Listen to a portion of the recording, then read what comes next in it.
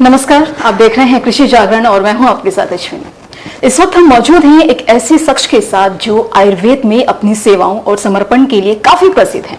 जी हां, हम बात कर रहे हैं डॉक्टर प्रणव दवे जी की। सर, बहुत बहुत स्वागत है आपका कृषि जागरण। नमस्कार सर, आयुर्वेद दो शब्दों को जोड़कर बना है। आयु मतलब जीवन और वेद मतलब ज्ञान, मतलब जीवन का ज्ञान। तो इस आयुर्वेद शब्द को लेकर आपका क्या कहना है? आप थोड़ी सी जानकारी हमारे दर्शकों के साथ साझा करें। बिल्कुल सही कहा आपने कि आयुर्वेद जो है वो आयु का ज्ञान है हमारी, और पूरे विश्व में हमारा एक ऐसा देश है जिसके पास ये ज्ञान मौजूद है और परंपरा से हमको ये मिला है। और इसके लिए हम इतने नसीब वाले हैं हम लोग, सब भारतीय लोग, कि हमारे पास ये विज्ञान है, लेकिन हम उसका उपयोग करना भी जानना चाहिए। तो इसके लिए हमारी आयु जितनी लंबी होगी उसका ज्ञान कहाँ से मिलेगा? वो विज्ञान ये है जिसको आयुर्वेद बोलते हैं। और हमारे जीवन में पूरा ये बुना हुआ है, बचपन से लेके वृद्धावस्था तक पूरा समय हम लोग आयुर्वेद फॉलो करते हैं, आयुर्वेद का पालन करते हैं। लेकिन हमें मालूम नहीं होता है कि अनजाने में ही, क्योंकि परंपरा से हमारे दादा दादी, हमारे मम्मी पापा सब ने हमको ये ज्ञान बिना पुस्तक के बांटा हुआ है, इसलिए हमको पता नहीं चलता है कि हम कब आयुर्वेद फॉलो कर रहे हैं, कब करने लग गए ऐसा। तो ऐसा ये आयुर्वेद का विज्ञान है, हमारे नस नस में बसा हुआ ये ज्ञान है। ओके सर, जैसे कि आयुर्वेद जो होता है या जो उसके आयुर्वेद के प्रोडक्ट्स होते हैं, वो जाहिर सी बात है एग्रीकल्चर से भी रिलेट करते हैं, एग्रीकल्चर से भी वो प्रोडक्ट बन करके आते हैं। तो सर, आज के दौर में आयुर्वेद कृषि के बीच क्या संबंध रखता है और कृषि का आयुर्वेद में कितनी मतलब मजबूती है? कृषि और आयुर्वेद एक्चुअली उसको अलग अलग देखना बहुत अजीब सा लग रहा है, क्योंकि वो दोनों एक ही चीज है। बिना कृषि के और कृषि बिना गाय के, तो कृषि और गाय और आयुर्वेद, यानी पूरी एक चैनल है। तो कृषि में जो भोजन के लिए अनाज उगाया जाता है, वो हम आज से 200 साल पहले, 500 साल पहले इतना न तो फर्टिलाइजर उपयोग आता था, ना पेस्टिसाइड उपयोग आता था कृषि में। तो हम लोग सब पहले ऑर्गेनिक ही खाते थे। लेकिन और उस वक्त जो आज ऐसा हम कहते हैं कि आप अच्छा गेहूं खाइए, अच्छा मूंग खाइए, अच्छा चावल खाइए, तो उसका परिप्रेक्ष्य तो पुराना वाला 500 साल पुराना है।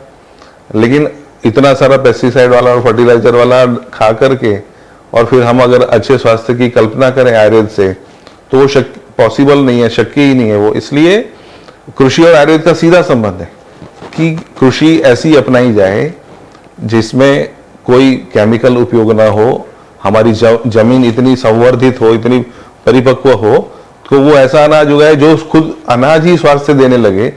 इसलिए आयुर्वेद है वो चिकित्सा विज्ञान नहीं है, आयुर्वेद है वो स्वास्थ्य विज्ञान है। और उसका सीधा संबंध कृषि से इसलिए आता है क्योंकि कृषि से ही स्वास्थ्य प्राप्त होने लग जाता है। इसलिए आयुर्वेद एक स्वास्थ्य विज्ञान है, चिकित्सा विज्ञान उसको कहना गलत होगा। जी सर, जैसे कि आयुर्वेद में जो भी औषधीय पौधे होते हैं, तो उसकी खेती कैसे की जा सकती है और उसमें किसानों की क्या भूमिका हो सकती है? बिल्कुल, बहुत जरूरी चीज है ये कि हमारी भूमि जो है वो हम पंचमहाभूत सिद्धांत से हमारा पूरा हमारा जो दर्शन शास्त्र है वो जुड़ा हुआ है। तो पृथ्वी जो है, भूमि, वो गंध गुण प्रधान है। पृथ्वी, हमारे जो पंच महाभूत है, पृथ्वी, जल, तेज, वायु, आकाश, और शब्द, स्पर्श, रूप, रस, गंध, जो गंध गुण है वो पृथ्वी का गुण है। तो पहले जब ऑर्गेनिक खेती, आज ऑर्गेनिक खेती का जमाना है, लेकिन हम तो बचपन से या हजारों साल से हम लोग ऑर्गेनिक खेती करते आए हैं। तो गंध गुण प्रधान मतलब पृथ्वी का गंध गुण बढ़ेगा तो भूमि उपजाऊ बनेगी। तो गंध गुण बढ़ाने के लिए हम लोग गोबर का उपयोग करते हैं। गोबर में से गंध बहुत आती है, उसको हम अगर भूमि में डालेंगे, बीज खेतों में डालेंगे, तो उसका गंध गुण बढ़ेगा। गंध गुण बनेगा तो वो उपजाऊ बनेगी, और उसके अंदर जो जो उगाया जाएगा उसका भी गुणवत्ता बहुत जबरदस्त बढ़ती है, और उससे यील्ड यानी कि उसका जो उगने का जो प्रमाण है वो भी बढ़ जाता है। ओके सर जैसे कि आयुर्वेद उपचार में जैविक कृषि उत्पादों का भी इस्तेमाल किया जाता है, तो उसका आज के दौर में क्या इम्पोर्टेंस है, क्या महत्व है और ये हमारे स्वास्थ्य पर किस तरह से इफेक्ट करता है? तो अभी जागरूकता हमारे किसानों में बहुत आ गई है, उस पर फिर भी अभी और उनको और इसका ज्ञानवर्धन करने की जरूरत है कि एक जमीन ऐसी जिसको 3 पाक लेने तक उसके अंदर कोई केमिकल या फर्टिलाइजर नहीं डाला जाए, कोई पेस्टिसाइड नहीं डाला जाए। कोरोना के बाद में तो औषधियों की डिमांड वैसे भी बहुत ज़्यादा बढ़ गई है और उसके हिसाब से उसके प्राइस भी बढ़ गई है। जैसे कुटकी नाम की एक औषधि आती है, वो हमें आज से 8-10 साल पहले 600-700 रुपए किलो मिल जाती थी, अभी वो 5-6 हजार रुपए किलो हो गई सीधी, मतलब क्योंकि उसकी डिमांड बढ़ गई, वो एक्सपोर्ट भी बहुत होती है। तो इस तरह की औषधियां किसान उगाते हैं तो उनको आर्थिक लाभ बहुत मिलेगा। जैसे इसमें सफेद मूसली है, काली मूसली है, ये कुटकी है, चिरायता है, इस तरह की औषधियां, बस बहुत लंबी लिस्ट है जो किसान उगा करके और आर्थिक लाभ ले सकते हैं। तो मेरा अगला सवाल आपसे यह है कि कृषि में जैविक खाद और प्राकृतिक उपचार का प्रयोग आयुर्वेद के दृष्टिकोण से किस प्रकार ज्यादा मतलब फायदेमंद है, अगर उसे हम आयुर्वेद की दृष्टि से देखें तो? देखिए, उसमें मैं एक बात बहुत जरूर बोलूंगा कि किसानों की भी जिम्मेदारी है कि वो भी स्वास्थ्य का एक हिस्सा बन जाएं, वो बीमारी का हिस्सा ना बने। तो किसानों की भी जिम्मेदारी बनती है कि हम जैविक उत्पादन करें और उस परिप्रेक्ष्य में आप कह रहे हैं ऐसा, तो उनको अगर आर्थिक लाभ होगा, ज्यादा खेती की उपज ज्यादा होगी, ज्यादा पैसा मिलेगा, तो कोई भी किसान अच्छी खेती करेगा ही ना, जैविक खेती करेगा ही करेगा। तो आयुर्वेद का सिद्धांत वो हमारा परंपरागत सिद्धांत ही है। ओके सर, जैसे कि आयुर्वेद में अगर प्राकृतिक संसाधनों के संरक्षण की बात करें तो ये कितना इम्पोर्टेंट है आयुर्वेद में, और इसे एग्रीकल्चर में कैसे हम अपना सकते हैं? अभी तो सर्टिफिकेशन भी गवर्नमेंट देती है कि आपकी ये जो मिट्टी है, आपका जो खेत है, आपकी जो सॉइल है, वो ऑर्गेनिक उत्पादन के लिए सर्टिफाइड बनाने के लिए सर्टिफिकेशन भी सरकार देती है। बहुत सारी ऐसी एनजीओज भी हैं जो काम करती है इसके लिए। तो वो किसान को ये सोचना चाहिए कि हमारा जितना भी हम उपज करें वो इस तरह का जैविक उत्पादन हो जो निसर्ग से जुड़ा हुआ हो, प्रकृति से जुड़ा हो, और वो प्रकृति है वही आयुर्वेद है, वो दोनों अलग अलग नहीं है। क्योंकि आयुर्वेद में भी जो वनस्पतियां औषधियों का उपयोग होता है वो भी इसी तरह की मिलनी चाहिए जी। तो इसलिए किसानों की जिम्मेदारी बढ़ जाती है। ओके सर, जैसे अभी हमने प्राकृतिक संसाधनों की बात की है, वहीं अगर आयुर्वेद में पानी मतलब वर्षा, बारिश, मौसम और प्राकृतिक जो परिवर्तन होते हैं तो उसका क्या महत्व है और वो कृषि पद्धतियों में कैसे मददगार है? बहुत अच्छा आपने सवाल पूछा। देखिए, आयुर्वेद में पूरी ऋतुचर्या बताई हुई है कि कौन सी ऋतु में कौन सी फल और कौन सी सब्जियां खाना चाहिए। तो जब किसान वो उगाएगा तभी तो हम खा पाएंगे। बिल्कुल। तो इसके लिए किसानों को एजुकेट करने की जरूरत है कि किस मौसम में कौन सा, जैसे भादो महीने में तुरई नहीं खाना चाहिए क्योंकि वो उससे बहुत सारे पित्त की बीमारियां होती हैं, बुखार आते हैं। और आप देखिए भादो महीने में सबसे ज्यादा डेंगू बुखार आना, मौसमी बुखार, वायरल फीवर, मलेरिया, टाइफाइड से जैसे बीमारियां होती हैं। और उसमें ये पित्तवर्धक जैसे ककड़ी है, तोरई है, इस तरह की जो खेती की उपज है वो किसान खुद बोलते हैं कि ये नहीं खाना चाहिए, उनको मालूम है, लेकिन उसका पैसा ज्यादा मिलता है क्योंकि वो उस वक्त सस्ती होती है। तो ज्यादा लोग खाते हैं और ज्यादा लोग बीमार पड़ते हैं।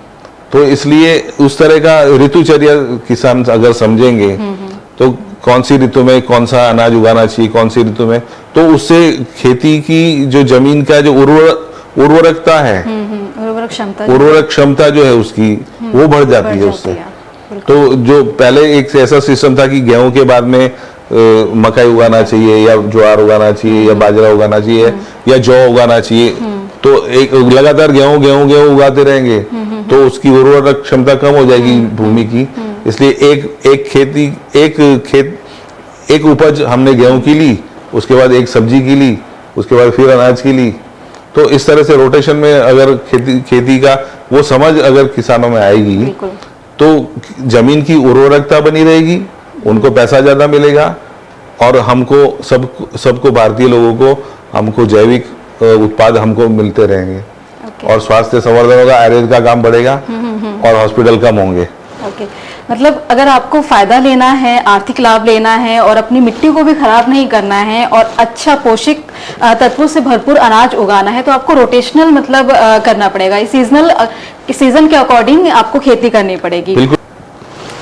सर जैसे कि आप जानते हैं कि हमारा देश जो है कृषि प्रधान देश है और यहाँ पर मतलब हमारे देश में जगह जगह पर कई तरह की खेती होती है, कॉटन की, अनाज की, दालों की, मसालों की, सब तरह की, सब्जियों की, फ्रूट्स की।